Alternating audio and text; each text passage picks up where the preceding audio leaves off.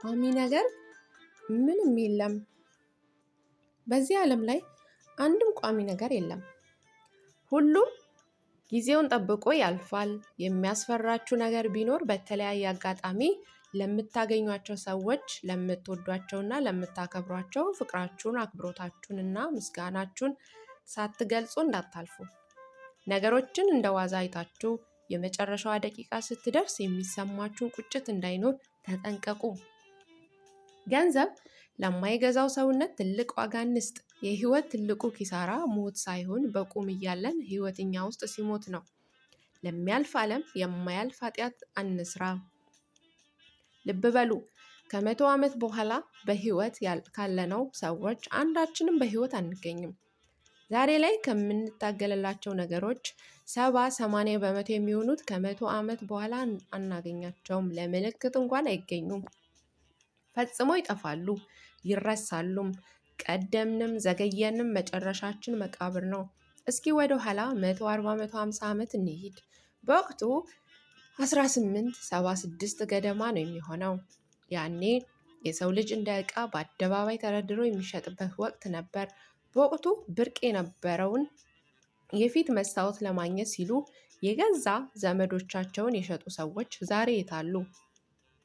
መስታወትንስ ዛሬ ላይ እንደ ሀብት የሚያስበው ማን ነው? ማንም ጨው ወይም ጌጥ ወይም ሌላ ነገር ለማግኘት ሲሉ የተሻሻጡ ብዙ ሰዎች ነበሩ። ዛሬ ላይ እነዚያ ሰዎች የሞቱላቸው፣ የገደሏቸው፣ የተካካዱባቸው፣ የተሻሻጡላቸው አብዛኞቹ ነገሮች ይህ ነው የሚባል የረባ ዋጋ ያላቸው አይደሉም። በጊዜው ግን ለሰው ልጅ የሞትና የህይወት ልዩነት ነበሩ። የሰው ልጅ በጊዜው የሚታገልላቸው አብዛኞቹ ነገሮች ዛሬ ላይ ዞር ተብለው ሲታዩ በጣም የሚያስቁ ናቸው። አሁን ላይ ዘመኑ የኢንተርኔት በመሆኑ ኢንተርኔት ትዝታችንን ያስቀምጥልናል ብለን እናስብ ይሆናል። ነገር ግን እስኪ በዚህ ዘመን እንኳን ዝነኛ የሆኑትን እናስታውስ። ማይክል ጃክሰንን በጊዜው ዝነኛ ነበር። ነገር ግን ከሞተ ገና 10 ዓመታትን እንኳን ሳይሞላው ተረስቷል። ዛሬ ላይ ካለው ትውልድ ማይክልን የሚያስታውሰው በጣም ጥቂቱ ነው። እሱንም ገና ካወቁት ነው። ከ150 ዓመታት በኋላ ደግሞ ማይክል ጃክሰንን የሚለው ስም ጨርሶ ለማንም የማይታወቅ ይሆናል። ህይወትን ቀለል አድርገን ነገሮችን ሳናወሳስብ እንደወረደ እንኖር። ምንም ሆነ ምን ዘላለም የሚኖር የለም። ቋሚ አይደለንም። ከዚች ምድር በህይወት የሚወጣ ሰውም የለም።